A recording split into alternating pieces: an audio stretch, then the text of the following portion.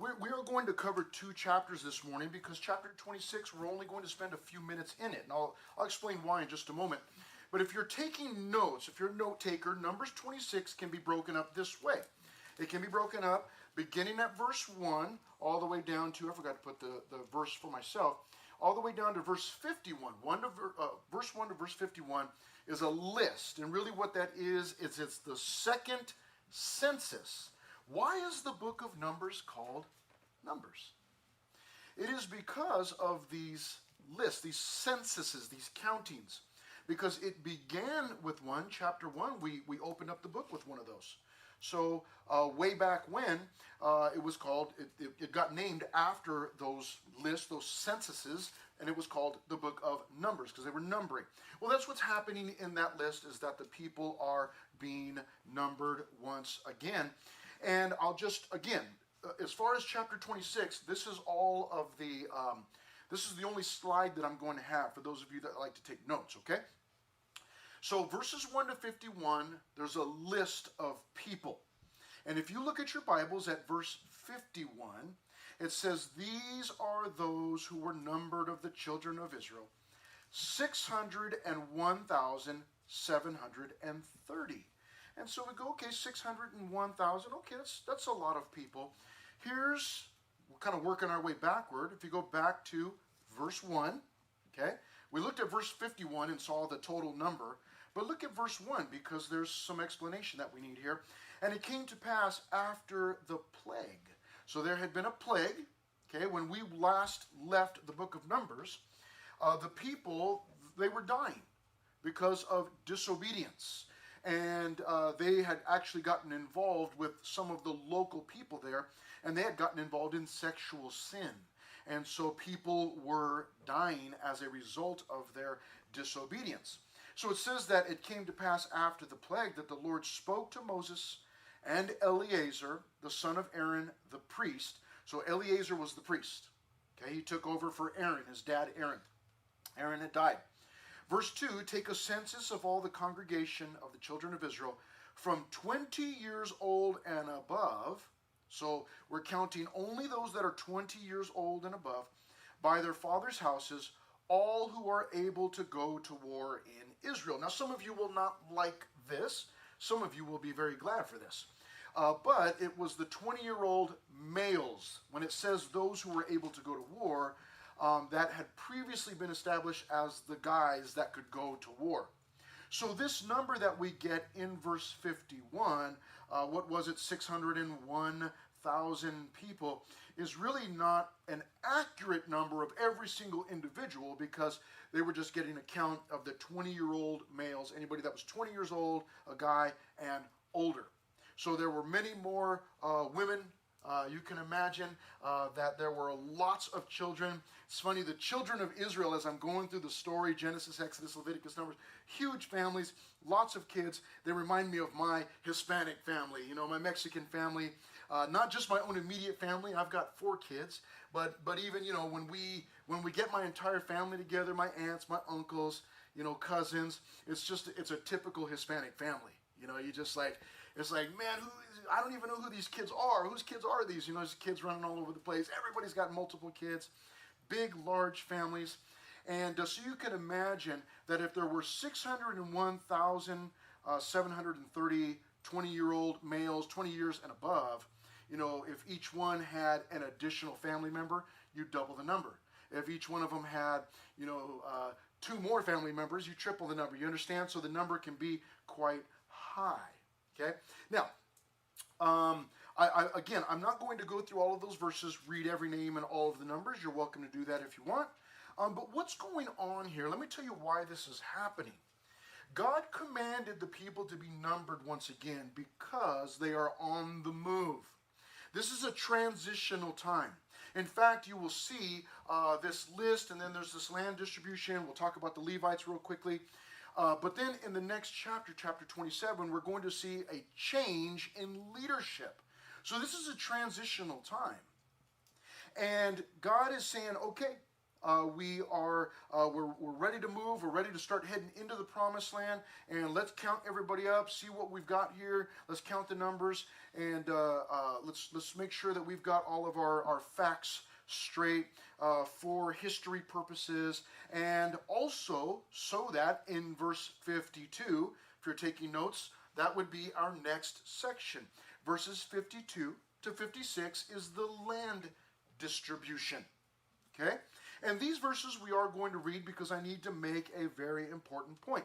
Verse 52 says, "Then the Lord spoke to Moses, saying," to these, that means to all of these families that have just been counted and named, listed, "to these the land shall be divided as an inheritance according to the number of names. To a large tribe you shall give a larger inheritance." They need more room. Makes sense. "And to a small tribe you shall give a smaller inheritance. Each shall be given its inheritance according to those who were numbered of them. But the land shall be divided by lot. They shall inherit according to the names of the tribes of their fathers.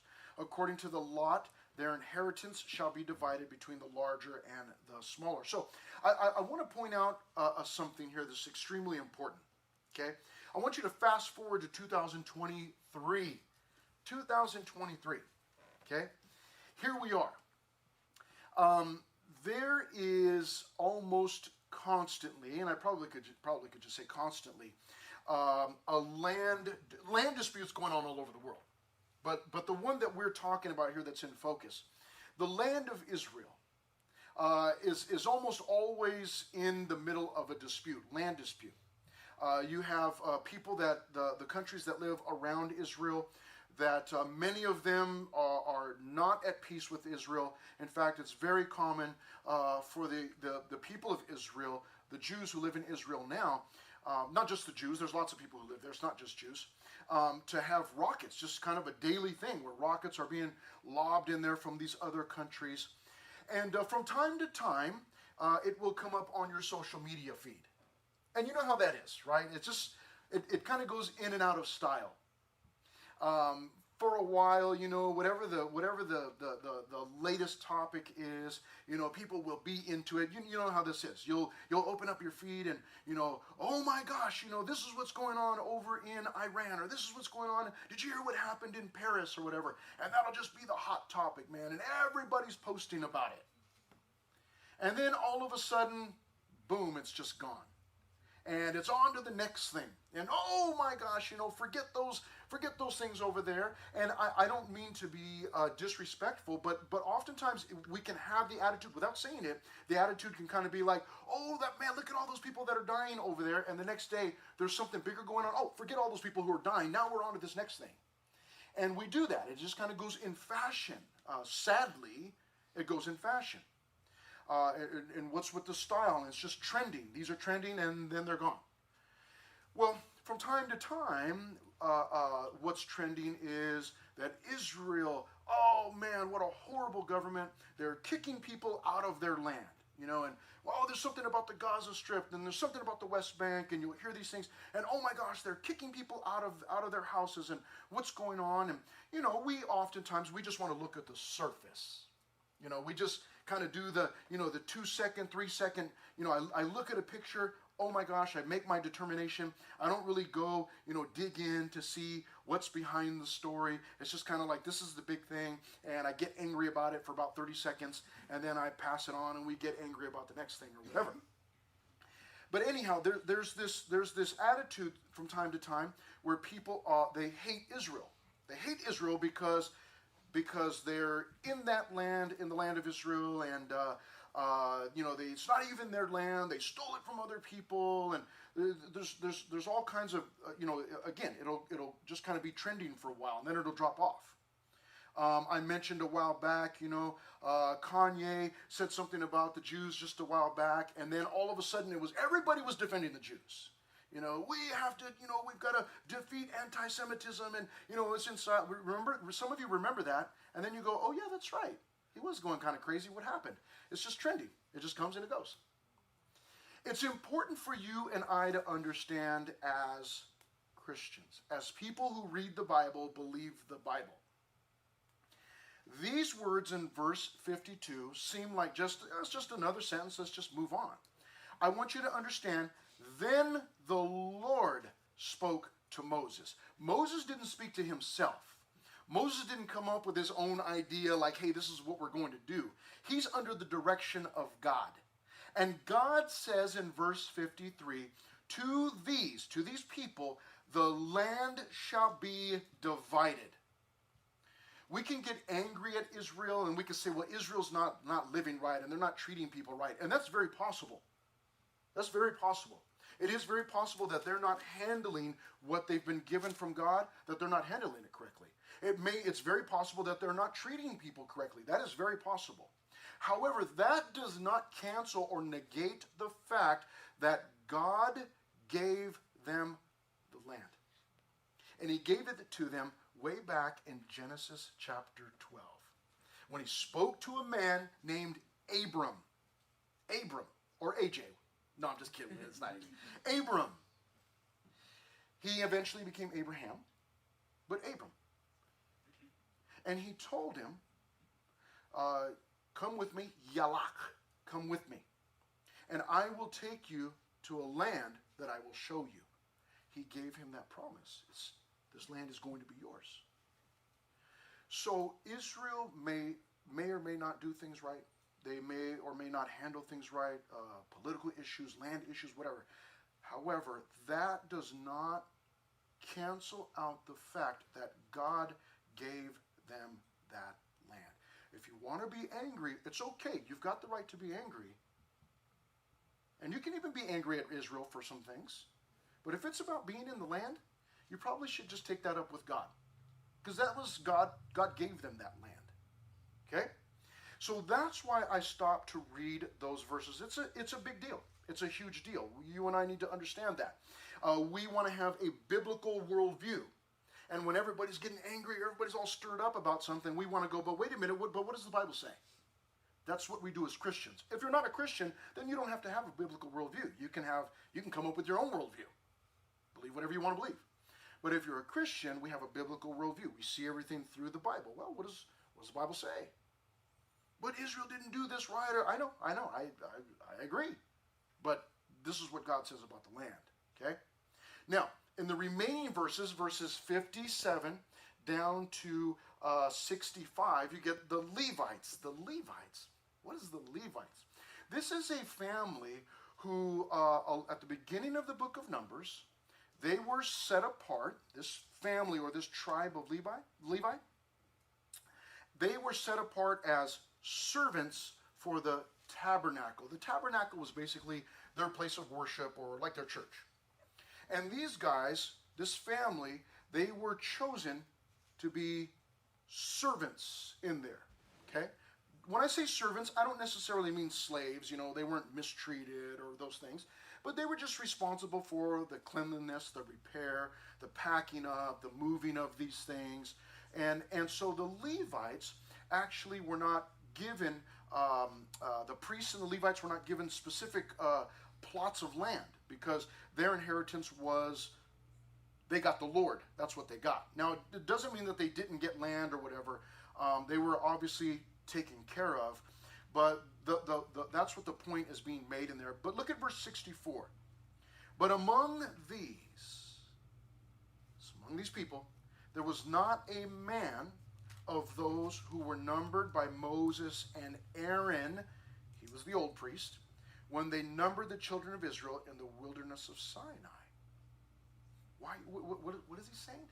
He's making the point there in verse 64. This is another important one. That all of the older generation has now died off. And this is all the younger generation. In case you're going, what are you talking about? Here's what happened. God was using Moses to lead the children of Israel out of Egypt. And the video talked about that short journey. All they had to do was walk a few days and they were going to be at this beautiful promised land. Well, when they got there, 12 spies went into the promised land because they wanted to double check God. make sure he knew what he was talking about. You know how sometimes we do that? Like, oh, God, okay, you want me to do this or do that, but let me go test the waters and make sure you really know what you're talking about. God allowed it. They went in. When they came out, okay, after a month, they were in the promised land for a month, spying everything out. They come out. 10 of those cats said, it's a beautiful land. Everything that God said is true. However, there are very large people living in the land, and we're scared, and we cannot go in there. And 2 of those guys said, no, we can go in. God said we can go in. We got to go in. And we had this picture of the 2 guys. They were the picture of those who live by faith. Yeah, it's scary. Yes, there are some big people in there. Yes, there are challenges.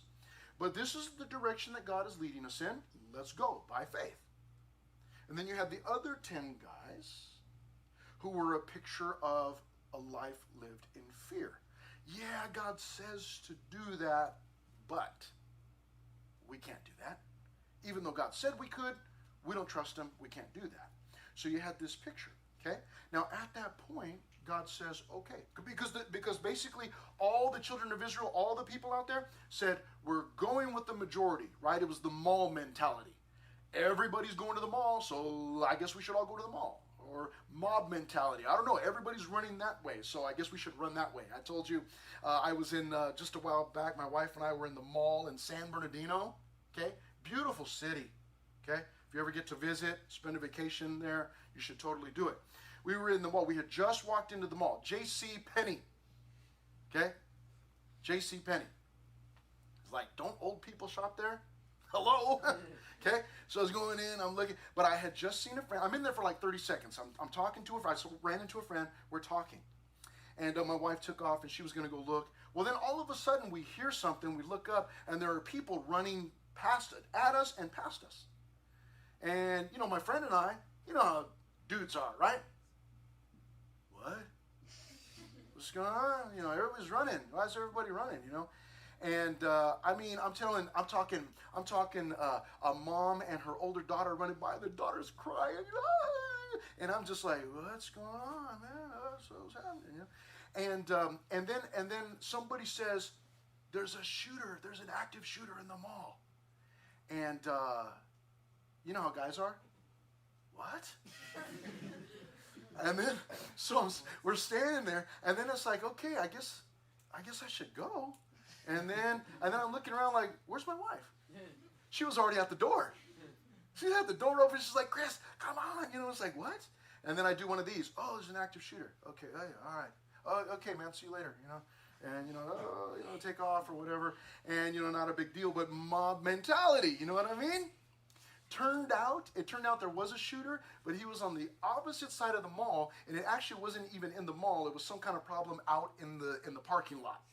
But people heard about it, and the whole mall emptied. Okay, welcome to San Bernardino.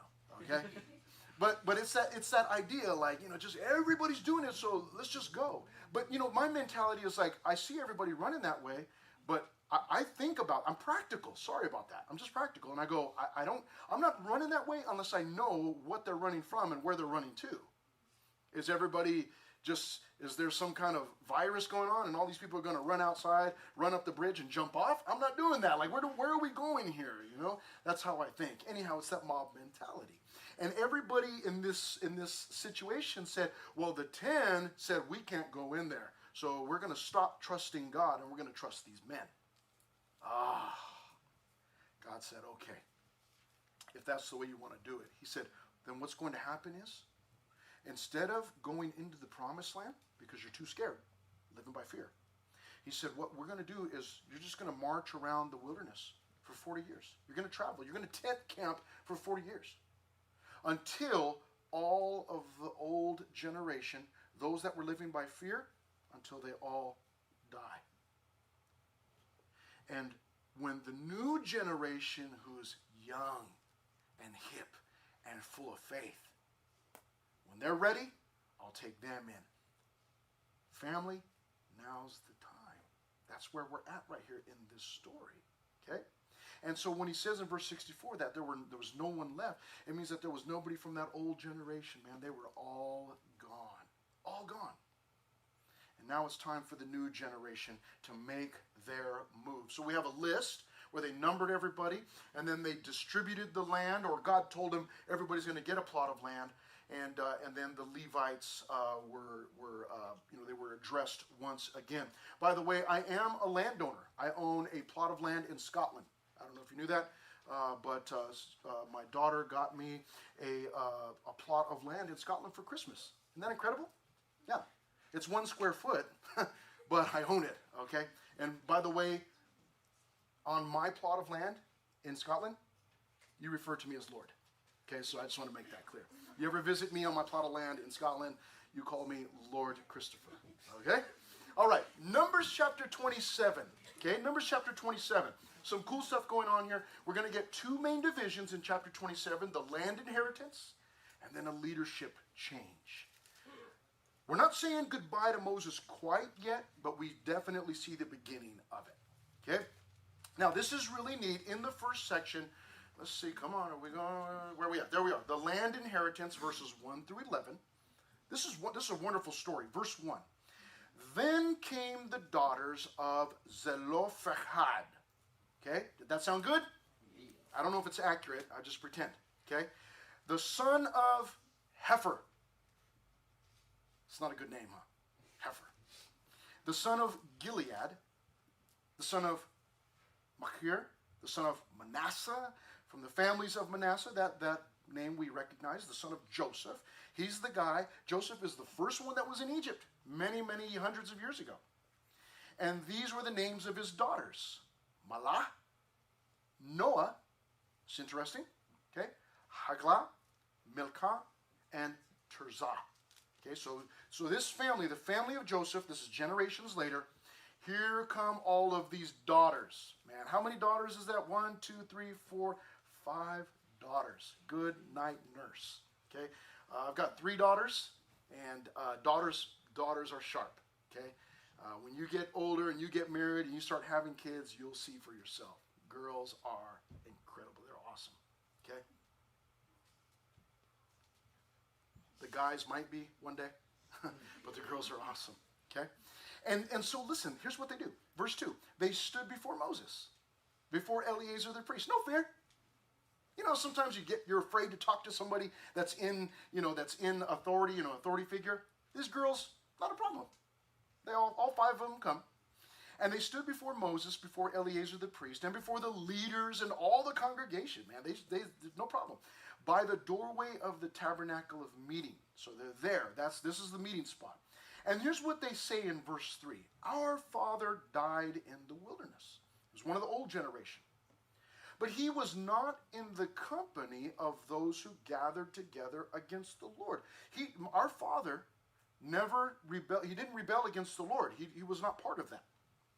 In company, in verse 3, with Korah. That's one of the people that rebelled against God.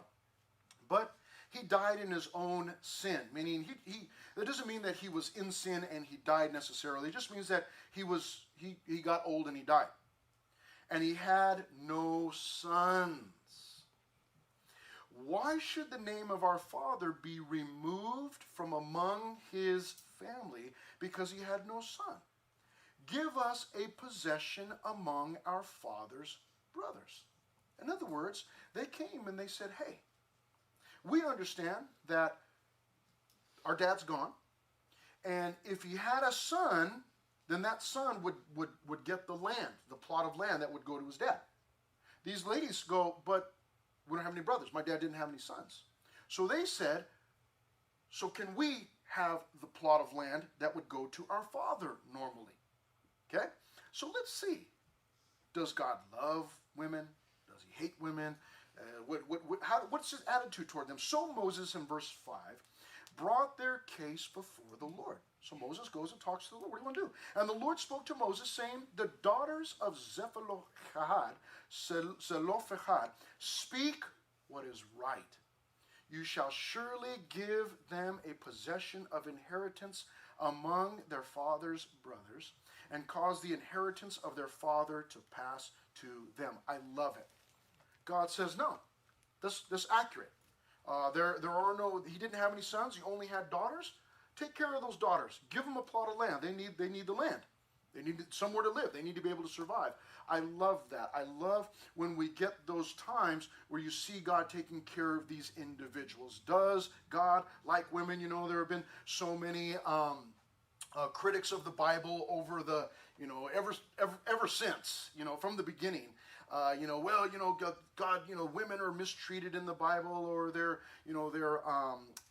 subdued, they're below, come up with all of these things. But we see that God here says, no, this makes sense. The ladies are right. They need a plot of land. Give them a plot of land. Okay, so I like it. Now, verses 8 through 11, we get this. I forgot to put this up there. Sorry. This land inheritance, we see these females. Okay. Now, in verses 8 through 11, we see family order. What God does, now I like this. These ladies, they came and they brought up the topic. So God took care of those ladies and then said, you know what, that's a good question. Let's talk about who gets the land. Because it may be that, maybe somebody doesn't have sons. Then the land would go to their daughters. But let's say they don't have any kids. Then who's it going to go to? Well, then it's going to go to this family member or go to that family member. We're going to make sure that we keep it within the family, is essentially what God is saying there in verses 8 through 11. The land will go, it will stay within the family. It might have to go to the dad's brothers, but somebody in that family is going to get it. We're going to take care of everyone. I love this. It's always a bit uneasy. We'll go to winter camp. We've got winter camp coming up the first weekend in February. Okay, got to make sure that you get signed up. Don't miss out. Going to be a good time. We've got some guest speakers. Going to have a good time. Okay. We'll go to winter camp, and one of the big things that the girls always want to know: who's in my cabin? That's huge for you ladies, right? It's huge for you ladies. And you come to me, can I please have, this is my best friend. Can I please have them in my cabin, please? And can I also have my other best friend and my other 8 best friends? And I'm one of those guys, I'm like, wait a minute, how do you have 8 best friends?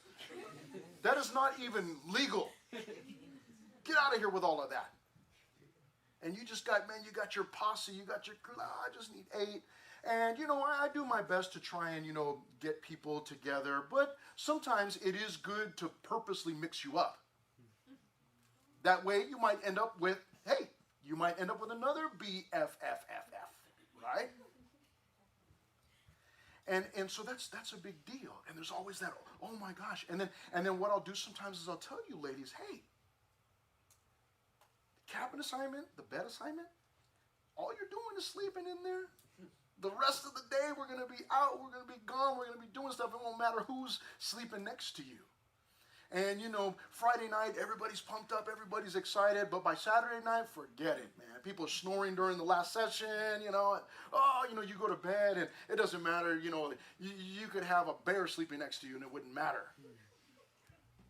But that's a big deal. So you can understand, these ladies come, and they say, hey, do we get a plot of land? Are we going to have a place to settle? They want to be settled. Where do we have a place? And so God takes care of them, but he also goes and he talks about the family order. This is everybody, this is how we're going to do it. If they don't have family members, then we'll do this and we'll do this and we'll do this. So I love that God the Father is settling everybody's hearts. I love it. That's what a good dad does. Settles the hearts of his children. Hey, relax. Calm down. If you, Fusion family, if you go to sleep at night and you go to sleep in peace and you don't know what's going on outside the house, you don't care if the doors are locked, unlocked, or whatever, because dad takes care of all that stuff, you got a good dad. Because you just go to sleep and you forget about everything, right? Leave food out on the counter and, dog didn't even get to bed and, everything's just all unlocked. But that's what a good dad does. Lay down. I love you. God bless you. Don't worry about it. I'll go around, fortify the house. Nothing to worry about. Okay? Now, where we are going to slow down here is in the second section here, second and last section, which is the leadership change, because there are some incredibly important attributes and characteristics that you and I need to understand. this leadership change. We are going to see Moses. He's being moved out. And who's going to take over for him? Joshua. Oh, Joshua. We like that guy, right? He's a warrior. The first thing that we see here beginning at verse 12 is a relieving of Moses. Let's read these words. Now the Lord said to Moses, "Go up into this mount Abarim and see the land which I have given to the children of Israel." Now there's some sadness here because Moses is actually not going to be allowed to go into the promised land. We'll find out why in just a moment. But he is going to be allowed to go up on this mountain at the border and look over into the promised land. Okay? And it says in verse 13, "And when you have seen it," this is God speaking to Moses, "when you have seen it, you also shall be gathered to your people as Aaron your brother was gathered." What does that mean? It means, Moses, after you see the promised land, you're going to die. Not immediately. But what God is saying is you're going to see it, but then you're going to die before you can go into the promised land. Now that sounds mean. Why would God, take them all the way? We'll talk about that in just a moment. But I love this idea of Moses being gathered together to his family. That's a very nice way, poetic way of saying you're going to die. But I like that. I've got some family members in heaven. My mom's there. My grandfather is there. And when I think about going to heaven, obviously I rejoice in the fact that, okay, I'm going to see God. I'm going to be there. But I also think, man, I want to see my mom. Okay? Miss that crazy old lady. She's crazy. My grandfather, who got saved very late in life, but then just read his Bible and prayed for me and loved my family. I'm anxious to see them. So the fact that Moses is being told, hey, you're going to be gathered together with your people, that's a good thing. Basically, the way that would translate to us is, hey, you're going to go to heaven.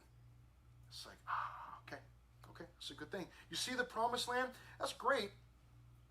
But heaven, it's even better, right? It's even better. You drive around town, you see some big house, and you go, oh, man, I really wish I had that house. But I'm going to heaven, right?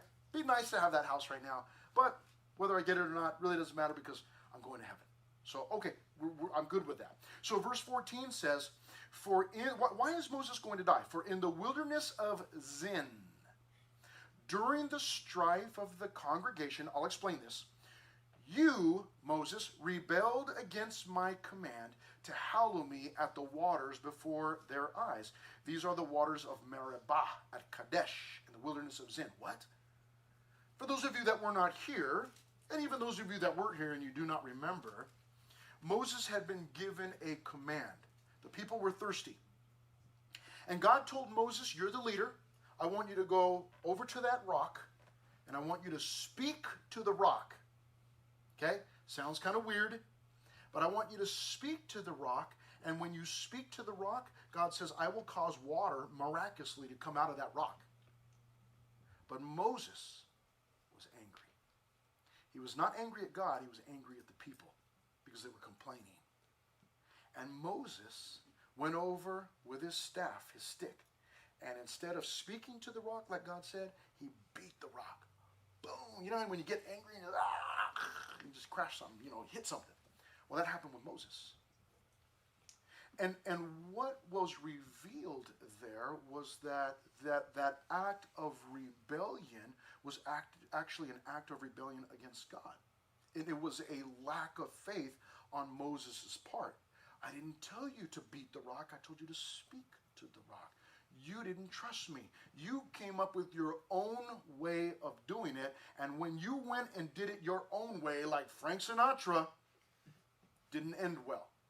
And so God is reminding him of that right here. He's saying, listen, you're not going to be allowed to go into the promised land because you disobeyed me. And what it's like, why was that so serious? Why was that so grievous? I'll tell you why. Because Moses was representing God. He was the leader. And God was not angry at the people, but everybody believed that God was. They couldn't see God. All they could see was Moses. And they said, well, if Moses is angry, then God must be angry at us. And that was not true. He misrepresented God. And so God says, you're not going to be allowed to go in. Now, there is another picture here. We've got lots of pictures in the Old Testament. There is this other picture, this other sense where Moses, he represents the law. Okay? The law came from God through Moses to the people. Okay? And the promised land represents a life of faith. And law, the old covenant, the law, what we're reading about the law, and the life of faith do not mix. And so Moses, representing the law, cannot go into this promised land, this life of faith. There must be a different leader. And guess who it is? This young man, and probably an older man by now, but younger than Moses for sure. His name is Joshua. In the New Testament, we would pronounce it Jesus. Now, this is not Jesus, but that's what his name would signify. That would signify Savior. Okay? So we get this wonderful picture of the laws, like, okay, moving that out of the way, and now this life of faith, and this gentleman named Joshua leading the people in. So that's who ends up being chosen. So anyhow, let's read this, verse 15. Then Moses spoke to the Lord. After he hears this, now he already knew about it, but he speaks to the Lord, saying in verse 16, let the Lord, the God of the spirits of all flesh, set a man over the congregation. This is wonderful. He's the outgoing leader, and he's okay with it. He says, that's fine. I messed up. That's okay, God. I trust you. And he says, God, I'm going to let you choose. Whoever you want. You choose the leader. That's a wonderful characteristic. Whenever you have been the leader of some club or a team, maybe a team captain or whatever position or leadership position you might have, when it is time for you to exit and you're to put somebody else in place, whether it's in church or school, on a team, in the family, whatever it might be, what you should be doing as a Christian is praying and saying, God, you choose the next person. I don't want to just do it myself and just pick, just pick him or her because they're good looking or because they run fast or any of those things. God, you choose. Give me wisdom, Lord. You choose. That's what he's doing here. That's wonderful. Even though Moses is giving up his leadership position, there's no bitterness, there's no anger, there's no resentment, there's no jealousy. Just, Lord, you choose. Verse 17, still talking about this person who may go out before them and go in before them, who may lead them out and bring them in, that the congregation of the Lord may not be like sheep which have no shepherd. In other words, God, bring them a leader, somebody who will lead them this way, lead them that way, lead them into the land, somebody with a shepherd's heart. Now listen, family, my opinion is that this is the greatest youth group in the entire world. Okay, that's my opinion. But some of you do not share that opinion, and you might end up at a different church. You might go to a different youth group or whatever. Somebody might invite you, come and visit my youth group, and you go, and, oh, this is way better, and whatever else, they got this, they got whatever, okay? But here's what you want. Here's an important thing, is whoever the leader is, that leader ought to have a shepherd's heart. A shepherd's heart. What does a shepherd do? For those of you that are not aware of what a shepherd does, a shepherd watches over his or her flock. Got sheep, he shepherds them. He watches, he makes sure that they are fed, make sure that they are watered, make sure that they're in peace, make sure that they are not being attacked by outsiders. Okay? So sometimes, when we go to the beach during the summer, do our beach trips, I tell you guys, hey, no bikinis. And for the guys, no Speedos. Okay? But for the girls, no bikinis. Why? If you want to wear a bikini when you're with your family, you got the freedom, go ahead. God doesn't hate you for wearing a bikini. That's not the point. The point is that there are wolves out there at that beach. You ladies have seen them. And when you're with your family, what can I do? But when you're with me, I'm going to do my best to make sure that everybody's okay. And so when we say, hey, no bikinis, it's not because, oh, you're Christians and you're trying to, all these rules and you guys are old school. It's not that. It's because I'm looking like I don't want any of these old pervs out here drooling over somebody. Like we're just trying to come and have a church day at the beach and just have a good time. I'm not trying to deal with all of that. Okay? Because if I need to, I will go off. Right? I will talk to someone. I will stop somebody. It has happened before, not lots of times over the years, but it has happened before where I was like, hey, listen, man, you need to put your eyeballs back in your head and just push it along. Let's go. What are you doing? Get out of here. So that's the idea, is wherever you end up, whether you stay here or you go to another church, wherever you're at, the leader must have a shepherd's heart. The person must care for you, care about your well-being, and not just care about you when you're at church or youth group or at the event, but care about you all of the time. Be available to you. A shepherd, if need be, will sleep out with the sheep. Remember when Jesus was being born and the shepherds were living out in the fields with the sheep? Okay, that's what a shepherd does. Those types of things. And so Moses is saying, listen, just bring somebody with a shepherd's heart. Okay? And we need to move along and finish this up because we got to get you out of here. Verse 18, we see the relieving of Moses, but now the recruiting of Joshua verses in the remaining verses. And the Lord said to Moses, take Joshua, the son of Nun or Nun, with you, a man in whom is the Spirit. So you want that in a leader. Somebody who's filled with the Holy Spirit. And lay your hand on him. That's a sign of passing the torch. Set him before Eleazar the priest and before all the congregation and inaugurate him in their sight. And you shall give some of your authority to him. Moses, start sharing your responsibilities with him, that all the congregation of the children of Israel may be obedient.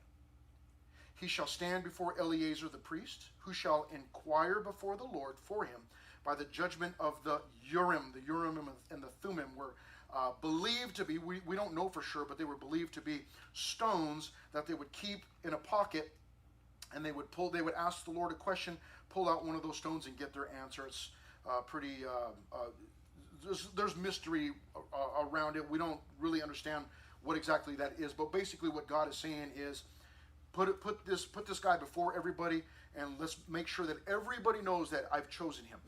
Verse 21, at his word they shall go out, and at his word they shall come in, he and all the children of Israel with him, all the congregation. So Moses did as the Lord commanded him. He took Joshua and set him before Eleazar the priest and before all the congregation. He laid his hands on him and inaugurated him, just as the Lord commanded by the hand of Moses. So Moses is not done quite yet. We'll see him continue on in the book of Numbers, but this is the transition, and now Joshua is in the mix, and he's getting set up and prepped, and he will eventually lead the people. You ever heard of the book of Joshua? You ever heard the story of Jericho? Okay, some incredible things that happen through Joshua, representative of the life of faith, being led by faith. Okay, so some wonderful things in here that we've learned, and let's go ahead and pray. Father, thank you for